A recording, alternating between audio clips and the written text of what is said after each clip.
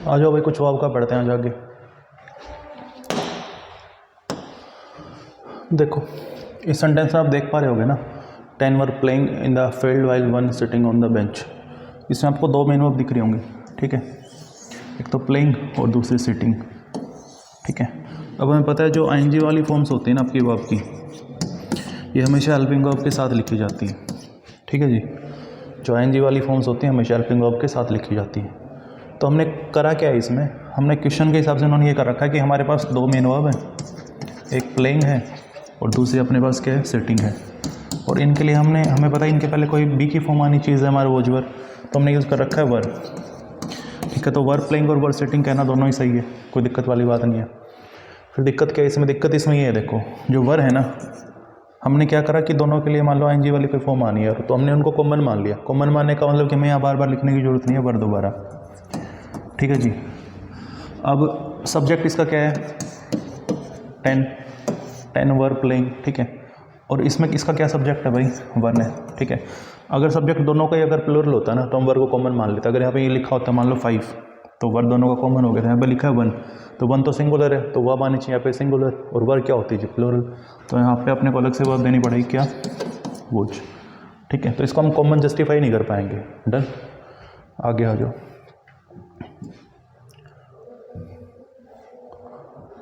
देखो we have बहुत आसान सा क्वेश्चन है, हमें पता है हैज़ या हैव के साथ ना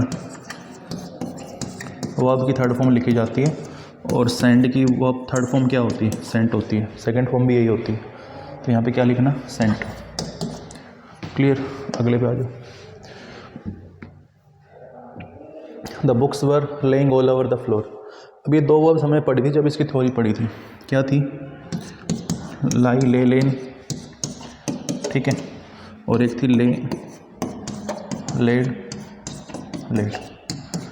ये वाली क्या थी आपकी, ट्रांजिटिव, मतलब थ्योरी वाली क्लास है, पार्ट 1 में मिल जाएगा शायद आपको, उसमें देख लेना। और ये वाली क्या थी, इंट्रांजिटिव, ठीक है। अब अगर इसकी आईएनजी वाली फॉर्म बनेगी तो क्या बनेगी, लाइंग, और इसी क्या बनेगी, लेइंग। मतलब अगर आप लेइंग यूज़ करना चाह रहे हो ना तो हमारे पास ऑब्जेक्ट होना चाहिए। तो हमने लिखा है ना laying, the books were laying vote, books क्या रखी हुई थी, इसका रिप्लाई नहीं है हमारे पास, ठीक है। कहाँ रखी हुई थी, ऑल ओवर द फ्लोर, तो वेयर का रिप्लाई हो गया, और वेयर का रिप्लाई ऑब्जेक्ट नहीं होता, तो हम इस वर्ब को जस्टिफाई नहीं कर पाएंगे कि यहाँ पे इसको यूज़ करना चाहिए नहीं करना चाहिए, ठीक है, नहीं करना चाहिए, ऑब्वियस सी बात है। तो हमें कौन से वाली यूज़ करनी पड़ेगी जी, ये वाली। तो लिखो इसमें लाइन, वजह क्या है लाइन लिखने की, क्योंकि जो ये वाली वर्ब्स है ना अपनी लेइंग, इसको चाहिए ऑब्जेक्ट। अब ऑब्जेक्ट हमारे पास है नहीं, अगर ऑब्जेक्ट नहीं तो फिर इसको यूज़ कैसे करेंगे। डन, ऑब्जेक्ट कैसे ढूंढना है ये वाली बातें हमने वीडियो में कर रखे हैं वर्ब वाले में, ठीक है, उसको आप देख लीजिएगा एक बार। 4 देखो जी, I am not on duty now and is writing a book this days. देखो ये जो एम है ना आपकी, अब कईयों की गलत फहमी रहती है एम को हेल्पिंग वर्ब मानने की, ठीक है। अगर एम हेल्पिंग वर्ब है ना तो हेल्पिंग वर्ब की बात लिखी जाती है हमेशा मेन वर्ब, क्योंकि हेल्पिंग वर्ब बिना मेन वर्ब के आती नहीं है। तो ये पूरा क्लोज हो गया, ठीक है, इसमें कोई हेल्पिंग वर्ब नहीं है, मतलब हेल्पिंग वर्ब इसको मानोगे तो कोई मेन वर्ब नहीं है, ठीक है। तो इसका मतलब फिर एक ही वर्ब अपने पास, जब एक ही वर्ब वो क्या होती है आपकी मेन वर्ब, ठीक है। अगले वाले में क्या लिखा है, and is writing a book this days, ठीक। तो जो आई है ना सब्जेक्ट, इस वर्ब का भी आई सब्जेक्ट और इसका भी आई सब्जेक्ट है, ठीक है। तो इसके साथ तो क्या आता है, इस तो नहीं आता, क्या लिखते हैं हम, एम लिखते हैं, हटाओ इसको, ठीक है। आगे आ जाओ।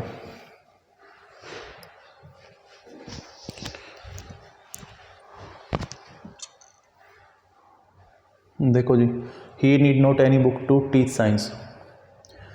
देखो ये जान लो बात, इंग्लिश में कोई भी सेंटेंस है, जैसे मैंने ये लिखा, मान लो आई हैव अ बुक, आप एक बार इसका नेगेटिव बनाना, सोचो जरा। अब मोस्टली क्या बनाएंगे इसका नेगेटिव पता है, I have not a book. Generally बच्चे ये गलती करते हैं, ये इसका नेगेटिव बन जाएगा, जो कि गलत है। गलत होने की वजह, इंग्लिश में कोई भी सेंटेंस अगर आप नेगेटिव बनाना चाहो ना, उसके लिए अपने को हेल्पिंग वर्ब चाहिए प्लस नोट चाहिए प्लस मेन वर्ब चाहिए, तो ये आप नेगेटिव बना पाओगे, नेगेटिव सेंटेंस फॉर्म करने के लिए, ठीक है। उसके ऊपर एक वीडियो बना लेंगे, how to form interrogative sentences या नेगेटिव सेंटेंसेस, ठीक है। तो फिलहाल इसमें तो देखो ये कि वर्ब आपकी है और तो कोई वर्ब ही नहीं है ना, तो ये गलत है। सही कैसे करोगे इसको, हमें पता है जो है ना आपका ये कौन सी फॉर्म है? ये फॉर्म है जी पहली। अब पहली फॉर्म का कैसे बनेगा? डू और डज से, तो कैसे बनेगा इसका? आई do not have a book, ऐसे नेगेटिव बनेगा, यही बनेगा ना। तो सिंपल सी बात है, इंग्लिश में कोई भी नेगेटिव सेंटेंस आप फॉर्म करना चाह रहे हो, इंटरोगेटिव सेंटेंस कोई फॉर्म करना चाह रहे हो, तो आपको चाहिए हेल्पिंग वर्ब, ठीक है, और मेन वर्ब दोनों। अगर नेगेटिव करना चाह रहे हो तो नोट भी लिखना पड़ेगा, इंटरोगेटिव में नहीं लिखना पड़ेगा, ठीक है। तो इसमें देखो हमने लिख रखा है नीड नोट। तो अब दिक्कत क्या है इसमें? दिक्कत ये है कि जो नोट के पहले हमने नीड लिखा है ना, वैसे नीड होता है मॉडल, हमें पता है नोट के पहले हेल्पिंग वर्ब लिखी जाती है, ठीक है। अगर ये हेल्पिंग वर्ब है तो फिर हमारे पास मेन वर्ब है, कोई मेन वर्ब नहीं है, इसके बाद नहीं है ना। इसका मतलब नीड आपका खुद हेल्पिंग वर्ब नहीं है, क्या है आपका? मेन वर्ब है, ठीक है। तो अगर नीड आपकी मेन वर्ब है तो हम ये तो जानते हैं नीड कौन सी फॉर्म होती है? पहली फॉर्म। पहली फॉर्म का नेगेटिव कैसे बनेगा? डू या डज से, अभी बनाया हमने। तो ये के साथ क्या लिखोगे? डज। तो सही कैसे होगा भाई इसका? सही इसको कैसे करोगे? सही करना है ऐसे, इसको लिखो ही डज नॉट नीड, हो गया आपका सही, डन। फिर जान लो इंग्लिश में नेगेटिव सेंटेंस फॉर्म करने के लिए हमें हेल्पिंग वर्ब चाहिए, डन, इतनी बात। अब नोट के पहले हेल्पिंग वर्ब लिखी जाती है, अगर आपने इसको हेल्पिंग वर्ब कह दिया ना, तो इसके बाद कोई दूसरी फॉर्म तो नहीं है वर्ब की जिसको आप ये कह पाओ कि ये मेन वर्ब है। अगर मेन वर्ब नहीं है तो फिर हेल्पिंग वर्ब भी नहीं आएगी, ठीक है। इसका मतलब ये हेल्पिंग वर्ब है ही नहीं, नीड, ये आपकी क्या है? मेन वर्ब है। अब हमें पता है नीड कौन सी फॉर्म होती है? पहली फॉर्म होती है। पहली फॉर्म का नेगेटिव कैसे बनेगा? डू या डज से। जैसे हमने लिखा है मान लो आई कम, इसका नेगेटिव कैसे बनाओगे? आई डू नॉट कम, वही इस पर अप्लाई कर दो, सिंपल सी बात है, ठीक है। देखो जी, दे डिडंट एवर। अब हमें पता है कि डू के साथ, डज के साथ, डिड के साथ, इनके साथ इंग्लिश में कौन सी फॉर्म लिखी जाती है? हमेशा पहली फॉर्म लिखी जाती है, ठीक है। तो देखो जी, नोट, डिडंट में नोट है ना इंक्लूड, हमें वो कॉन्ट्रैक्टेड फॉर्म में लिखा है, तो डिड नोट के बाद कौन सी फॉर्म लिखोगे? पहली फॉर्म। हमने कौन सी लिखी है? Second form. हटाओ, खाली विजिट लिखना है इस पर, ठीक है। आगे आ जाओ, 7th वाला रहेगा। अभी जो बात बताई ना, डू के साथ, डज के साथ, डिड के साथ पहली फॉर्म लिखी जाती है। हैव कौन सी फॉर्म होती है आपकी? हमने पहले पढ़ा भी है, हैव पहली फॉर्म होती है, हैड दूसरी, हैड ही तीसरी, हैविंग चौथी, और भाई हैज़ आपकी 5वीं, ठीक है। तो डू डज के साथ पहली फॉर्म आनी चाहिए, कौन सी है? 5वीं, जो मैंने यूज़ कर रखी है। गलत, क्या यूज़ करोगे? क्लियर इतनी बात? आगे देखो,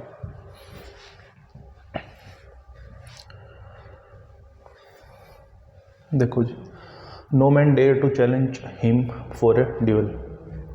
अब जो डेयर होता है ना, अभी जो डेयर और नीड होता है ना, इनके बारे में दिक्कत ये रहती है जनरली बच्चों को, क्या दिक्कत ये रहती है कि मॉडल भी होते हैं और ये आपकी मेन वर्ब्स भी होती हैं, ठीक है।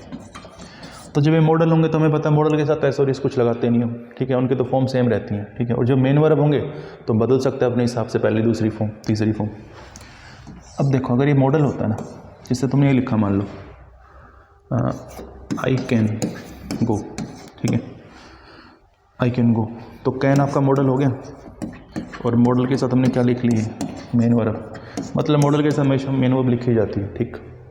अब तुमने ये लिखा, मान लो I do not need a notebook, ठीक है। हमने कहा ना अभी कि जो नीड होता है मेन वर्ब भी होता है, मॉडल भी होता है। तो आई do not need a notebook, तो नोट, डू आपकी हेल्पिंग वर्ब, नीड आपकी मेन वर्ब। अब जो नीड है ये मॉडल भी हो सकता है। मैंने लिखा, मान लो I need not go there, हमें पता है नोट के पहले क्या लिखा जाता है? हेल्पिंग वर्ब, मतलब इसको मॉडल कह लो आप, ठीक है। और ये क्या हो गया? आपकी मेन वर्ब, ठीक है। तो नीड यहाँ पे क्या है जी? आपका मॉडल, और यहाँ पे क्या है? Main verb, done. तो ऐसे डेयर का होता है कि मॉडल भी हो सकता है और मेन वर्ब भी हो सकती है। जैसे हमने एक सेंटेंस लिखा, बोर्ड पे आ जाते हैं,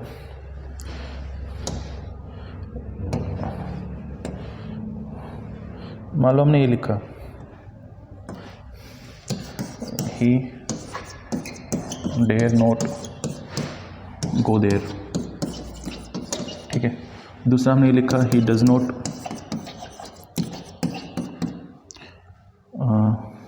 डेयर गो देयर, ठीक है। अब इसमें आप आइडेंटिफाई करो कौन सा, जो इसमें डेयर लिखा है ना, डेयर किस पार्ट में आपका मेन वर्ब है और किस में मॉडल है, ठीक है। देखो ज़रा, इसमें आप देख पा रहे हो ना, नोट लिखा है और नोट के पहले क्या आता है हमेशा, हेल्पिंग वर्ब। ये क्या हो गया आपकी मेन वर्ब। डेयर का मतलब क्या होता है, हिम्मत या साहस, ठीक है। नोट के पहले क्या आती है, हेल्पिंग वर्ब। मतलब ये तो डेयर आपका मॉडल है और ये आपका क्या है, मेन वर्ब है, ठीक है। अब इसमें गलती है, देखो गलती क्या है कि गो भी मेन वर्ब है। अब इंग्लिश में मेन वर्ब दो साथ तो आते हैं, इसमें हमने क्या लिखना पड़ेगा, टू, ठीक है। इस वाले में ऐसा कुछ है नहीं, ये डेयर अगर हेल्पिंग वर्ब है तो ये आपका मॉडल हो गया, गो। क्लियर इतनी बात। मैं कुल मिला के बात ये थी बताने की कि जो आपका डेयर होता है मेन वर्ब भी होता है और मॉडल भी होता है, ऐसे ही सेम काम नीड के साथ है, ठीक है। तो इस सेंटेंस में देखो आप ये पहचानो कि डेयर क्या है यहाँ पे भाई, ये क्या मेन वर्ब, क्योंकि अगर ये मॉडल होता है इसके साथ एक वर्ब और नहीं होती, बिल्कुल होती नहीं है, ठीक है। सही कैसे करोगे, सिंगुलर है सब्जेक्ट आपका, वर्ब क्या है, सिंगुलर। हमें पता है वर्ब में कुछ एसोरियस लगा दें, वर्ब क्या बन जाती है, सिंगुलर।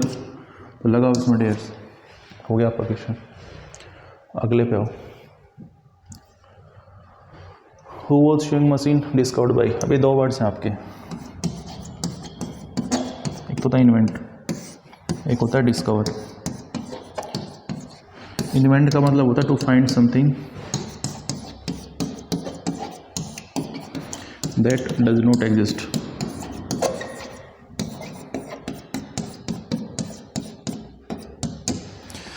मतलब किसी ऐसी चीज़ की खोज करना जो एग्जिस्ट नहीं करती, ठीक है। और डिस्कवर होता है to find something that already exist, ठीक है। किसी ऐसी चीज़ की खोज करना, मतलब इन्वेंट का मतलब होता है आविष्कार करना और डिस्कवर का मतलब होता है खोज करना। अब आविष्कार उस चीज़ का होता है जो मतलब क्या नहीं है, एग्जिस्ट ही नहीं करते। जैसे मान लो टीवी का इन्वेंशन हुआ था, क्योंकि टीवी एग्जिस्ट ही नहीं करता था। फ़ोन का क्या हुआ था, मोबाइल का इन्वेंशन हुआ था, ठीक है। बात डिस्कवर मान लो, जैसे अमेरिका की खोज किसने करी थी, कोलंबस ने, ठीक है। तो अमेरिका तो पहले से एग्जिस्ट करता था ना, ऐसा तो है नहीं कि अमेरिका एग्जिस्ट ही नहीं करता था और कोलंबस ने उसको बना दिया एकदम से, उसको एग्जिस्टेंस में ला दिया, ऐसा तो नहीं हुआ होगा। एग्जिस्ट पहले ही करता था, लोगों की जानकारी में बाद में है, ठीक है। तो अब देखो इसमें लिखा है शोइंग मशीन, सिलाई वाली मशीन। ये तो है नहीं कि पहले थी, वो हमेशा से ही रही होगी दुनिया में और कहीं दबी हुई थी हमने निकाल ली, ऐसा तो नहीं रहा होगा। वो किसी ने बनाया होगा उसको। अगर बनाया है तो क्या लिखोगे इसमें, डिस्कवर्ड सेकंड फॉर्म है तो लिख देना इन्वेंटेड, कि मशीन पहले एग्जिस्ट नहीं करती थी, ठीक है, उसको किसी ने बनाया था बाद में। आगे देखो 9th का हो गया ना, हो गया। The man swam. अब देखो स्विम का मतलब क्या होता है, तैरना। स्वम, स्वयं सेकंड फॉर्म हो गई और स्वम आपकी थर्ड फॉर्म हो गई। अब जो आपकी वर्ब की थर्ड फॉर्म होती है ना भाई, ये हमेशा हेल्पिंग वर्ब के साथ लिखी जाती है, हेल्पिंग वर्ब के साथ। तो हेल्पिंग वर्ब तो अपनी तरीके से हम यहाँ ऐड कर नहीं पाएंगे कुछ भी, ठीक है। The man swam across the English channel in record time, मतलब इंग्लिश चैनल उस आदमी ने रिकॉर्ड टाइम में पार कर दिया, मतलब तैर के, ठीक है। तो थर्ड फॉर्म लिखना कोई लॉजिक नहीं बनता है, क्योंकि अपने पास कोई हेल्पिंग वर्ब नहीं है, ठीक है। तो फिर कौन सी फॉर्म लिख पाओगे, सेकंड लिखना, स्विम, ठीक। ये अगर आपने फर्स्ट लिखी ना तो उसकी हैबिट बन जाएगी। हैबिट का मतलब वो रोज़ ही ऐसे काम करता होगा या रूटीन में ऐसे काम करता होगा रिकॉर्ड टाइम में। रिकॉर्ड टाइम में रोज रोज चीज़ें नहीं होती, डन। तो सेकंड फॉर्म लगाना ज़्यादा सेंसिबल है यहाँ पे। अगले पे आ जाओ। Amit performed well and appreciated. एक सेकेंड भाई, हमारा जो टाइपिस्ट है ना, ये है गजब का आदमी। ये क्वेश्चन हो गया जी गलत, ठीक है। अब आप देख पा रहे हो ना, चैनल इन रिकॉर्ड टाइम, ये पहले वाला क्वेश्चन, ये वाला जो था ना, ये ऐड हो गया इसमें। ये करेक्ट करवा के फिर करते हैं इसको। अगला देखो, the camel is use to live without water for many days. अब देखो ये जो बोर्ड पे चल पड़ते हैं,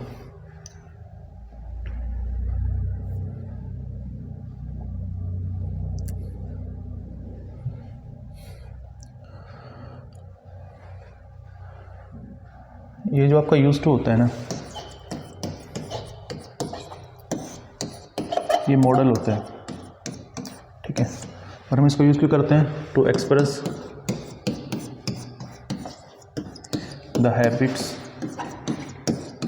ऑफ पास्ट। ठीक है, पास्ट की हैबिट्स को एक्सप्रेस करने के लिए हम यूज टू का यूज़ करते हैं और मॉडल होता है। जैसे हमने लिखा, मान लो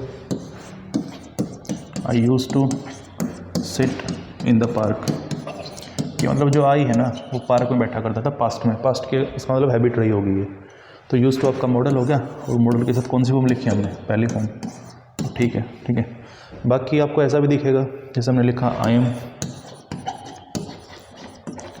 यूज्ड टू ड्राइव फास्ट। ठीक है, ये जो आई है फास्ट ड्राइव करने का मतलब आदी है। आदी तो क्या कहेंगे, मतलब हैबिचुएटेड है थोड़ा। ठीक है, तो देखो अब कभी ऐसा हुआ है कि मॉडल के पहले आप कोई दूसरी फॉर्म लिख दो? कभी नहीं देखा होगा आपने। आप ऐसा लिख पाओगे क्या, आई एम कैन गो? ठीक है, तो ये तो गलत हो जाएगा, हमें पता है मॉडल के पहले नहीं लिख पाओगे आप ऐसा। चाहे तो स्कैन को हटा दो, यहाँ पर एनजी लिख दो, चाहे इस एम को हटाओ खाली कैन लिखो, दोनों काम नहीं हो पाएंगे साथ साथ। लेकिन यहाँ पे हो रहे हैं दोनों काम। ठीक है, और ये गलत भी नहीं है। गलत ना होने की वजह बहुत आसान सी वजह है, देखो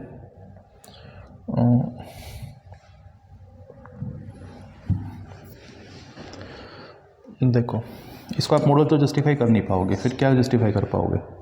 पहले तो ये देख लो किसी की आदत हो सकती है कि नहीं हो सकती है ड्राइव करना फास्ट, हो सकती है कि उसे मतलब आसान धीरे से चला ही नहीं जाता। ठीक है, जब ऐसा हो ना कि आपको लगे कि इसके पहले कोई बी की फॉर्म है और आपको लग रहा है किसी की हैबिट है, तो मान के चलना एम क्या है वहाँ पे, मेन वर्ब, और यूज्ड क्या है भाई, एडजेक्टिव। ठीक है, और टू क्या है, प्रेपोजिशन। और प्रेपोजिशन के बाद वर्ब में हमेशा क्या लिखा जाता है, आईएनजी। क्यों लिखा जाता है? क्योंकि प्रेपोजिशन को चाहिए क्या, ऑब्जेक्ट, और ऑब्जेक्ट वर्ब तो होती नहीं है, कौन होता है, नाउन। तो जब ड्राइव में हम आईएनजी लिख देंगे ना तो क्या बन जाएंगे, नाउन। क्लियर इतनी बात। यूज टू के पहले जब कोई बी की फॉर्म हो और आपको लग रहा हो कि ये किसी की हैबिट है, मतलब होनी चाहिए, लगने से कुछ नहीं होगा, होनी चाहिए, तो उसमें वर्ब में क्या लिख दोगे, आईएनजी। ठीक है, रट्टा मत मारना इसका कि यूज टू के पहले अगर एम होगा या बी की कोई फॉर्म होगी या गेट होगा, बी कम होगा तो आईएनजी लिखना ही है, जरूरी नहीं है। ठीक है, क्यों जरूरी नहीं है? देखो एक क्वेश्चन और दिखाता हूँ आपको। जैसे हमने ये लिखा, this book is used to solve the complex problem of physics. मान लो हम कहना चाह रहे हैं कोई बुक है हमारे पास और हम इसको यूज़ करते हैं फिजिक्स के कॉम्प्लेक्स प्रॉब्लम्स को सॉल्व करने के लिए। ठीक है, अब देखो ज़रा, हमें फिर यहाँ यूज़ टू दिख रहा है, गड़बड़ होगी, हमें फिर यहाँ यूज़ टू दिख रहा है। ठीक है, और हमें यहाँ पहले बी की फॉर्म दिख रही है, जैसे पहले वाला क्वेश्चन था ना, यूज़ टू के पहले बी की फॉर्म थी, इसमें भी ऐसा ही है। मॉडल ये यहाँ पे भी नहीं है। अगर आप थोड़ा सा इसको ध्यान से देखो ना क्वेश्चन को, ये पैसिव वॉइस में है। क्यों है पैसिव वॉइस में? जैसे मैं इसको लिख के दिखाता हूँ अच्छे से, we use this book to solve the complex problems of physics. अगर मैं आपसे कहता हूँ इस क्वेश्चन का ना पैसिव वॉइस बना लो, कैसे बनाओगे पैसिव वॉइस? दिस बुक, यही तो बनेगा ना, पहली फॉर्म में इज एम आर से बनेगा, इज यूज्ड, बिल्कुल ये बनेगा। इसका मतलब ये जो यूज़ है ना आपकी, ये मेन वर्ब हो गई, तो यहाँ पे भी ये मेन वर्ब रहेगी। अगर ये मेन वर्ब है तो ईज क्या आपकी, हेल्पिंग वर्ब है, और टू क्या आपका, इन्फिनेटिव है, और इन्फिनेटिव के साथ कौन सी फॉर्म लिखी जाती है, पहली फॉर्म। ठीक है, तो देखो क्या किसी बुक की आदत हो सकती है कि कॉम्प्लेक्स प्रॉब्लम्स को सोल्व करना फिजिक्स की? ऑब्वियसली बात नहीं हो सकती। ये तो हम हमारा पर्पज है इस बुक को यूज़ करने का क्या, कि हम इससे कॉम्प्लेक्स प्रॉब्लम सोल्व कर लेंगे, मतलब फिजिक्स की। ठीक है, तो मतलब कुल मिला के मैं ये कहना चाह रहा हूँ, जब यूज़ टू के पहले कोई बी की फॉर्म आए ना और हमें ये लगता है कि भाई ये कोई हैबिट है, तो लिख देना आईएनजी। आईएनजी लिखने की वजह क्योंकि टू वहाँ पे प्रेपोजिशन होगी, यूज्ड आपका क्या होगा, एडजेक्टिव, और ये हो गया आपकी main verb.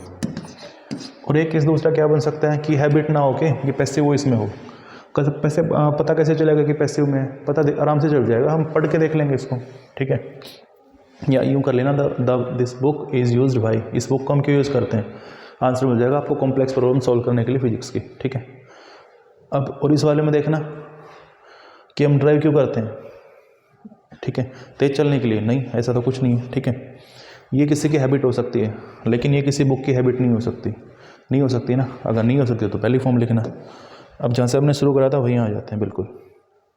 This camel is, अब देखो यूज टू आपको दिख रहा होगा इसमें, ठीक है।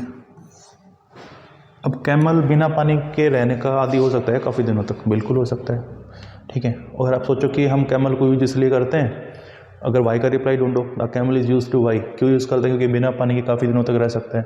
तो ये तो बात लॉजिकल नहीं है, ठीक है। मतलब ये जो टू है प्रेपोजिशन है, और प्रेपोजिशन का जवाब में क्या लिखोगे? आईएनजी, ठीक है भाई, हो गया क्वेश्चन आपका।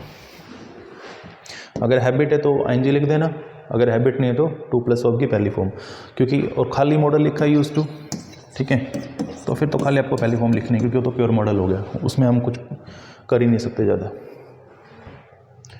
अगला देखो जी, the man use to go to park. अब देखो इसमें हमने लिखा यूज टू, मॉडल आपका, मॉडल के बाद कौन सी फॉर्म लिखते हैं? पहली फॉर्म, कोई दिक्कत नहीं, ठीक है। कहाँ जाता था? पार्क में। अब गो और इस फॉर्म को ना एंड ने जोड़ रखा है, ठीक है, और सॉरी ऐसे समझना, ये जो गो वर्ब है ना आपकी, ये जो टू पार्क है और जो ये है प्रैक्टिस योगा, ठीक है, ये आपकी दो फॉर्म्स हो गई, क्लियर। अब जो प्रैक्टिस है ना, ये कौन सी फॉर्म है? सेकंड। हमें लिखनी कौन सी है? पहली, क्योंकि यूज टू के बाद तो कौन सी फॉर्म लिखी जाती है? पहली फॉर्म। तो क्या लिखोगे यहाँ पे, ठीक है। और इसमें क्या फ़र्क होता है हम पहले पढ़ चुके हैं, ये नाउन होता है, वर्ब होती है, डन, इतनी बात। अगले पे आ जाओ, देखो जी, our team has and will play well again this time. और इसमें क्या आप देख पा रहे होंगे ना, ये विल हेल्पिंग वर्ब है, प्ले मेन वर्ब है, ठीक है, और हैज़ आपकी मेन वर्ब है। तो हमने क्या करा कि हेल्पिंग वर्ब दोनों को दे दी, हमारे पास दो हेल्पिंग वर्ब हैं, ठीक है, और एक मेन वर्ब है, क्योंकि हमें लगता है कि मेन वर्ब तो दोनों में कॉमन आनी है, कि हेल्पिंग वर्ब यहाँ पे हैज़ है और यहाँ पे विल है, और मेन वर्ब हमें लगता है दोनों में कॉमन आनी है। कॉमन का मतलब हमें लगता है यहाँ पे प्ले आएगा और यहाँ पे भी प्ले आएगा, तो क्यों इनको बार बार लिखा, एक ही बार लिख दो लास्ट में। लेकिन दिक्कत ये है ना, हैज़ के साथ तो पहली फॉर्म आती नहीं है, चलो विल के साथ तो आती है, हैज़ के साथ तो नहीं आती ना, तो हैज़ को अलग से वर्ब देनी पड़ेगी। अलग से क्या लिखोगे? थर्ड फॉर्म लिख दो, हैज़ प्लेड, हो गई सही आपकी, डन। अगले पे आ जाओ, ये देख क्वेश्चन है भाई कंडीशनल का, हमने कंडीशनल पढ़े हैं, उनमें आप जाके इनको थोड़ा सा देख लेना, मैं आपको वैसे बता देता हूँ जल्दी से इसको। ये दो बार लिख दिया इसमें, ओके ओके ठीक है। I would not ever by it if it costed more than $100। नहीं भाई, ये कंडीशनल का नहीं है, दिखने में कंडीशनल का, लेकिन दिक्कत कुछ इसमें हो रही है। आपकी कुछ फॉर्म्स होते हैं वर्ब की, ठीक है, जैसे कॉस्ट हो गया, लेट हो गया, पुट हो गया, कट हो गया, ठीक है, फिट हो गया, रीड हो गया, एटसेट्रा। ये जो फॉर्म्स होती हैं ना, बस्ट हो गया, ठीक है जी, ब्रॉडकास्ट हो गया, आपका क्या कहते हैं, बिड हो गया। अब बिड की देखो फॉर्म बनती भी है, जब बिड का मतलब ऑक्शन हो ना, तो बिड की तीनों फॉर्म्स यही रहेंगी, ऑक्शन हो जब इसका मतलब, और जब इसका मतलब अभिवादन हो बिड का मतलब, तो फिर बेड बन जाएगी इसकी सेकंड फॉर्म, ठीक है। तो फॉर्म बन सकते हैं, नहीं तो इसकी बिड ही रहेंगी तीनों, ठीक। तो अब कॉस्ट की तीनों फॉर्म सेम रहती हैं, लेट की भी तीनों सेम रहती हैं, पुट की भी, कट की भी, फिट की भी, सबकी इनकी। तो ऑब्वियस सी बात है, फिर हम कॉस्टेड तो नहीं लिख पाऊंगा, क्या क्या लिखोगे? कॉस्ट, डन, इतनी बात।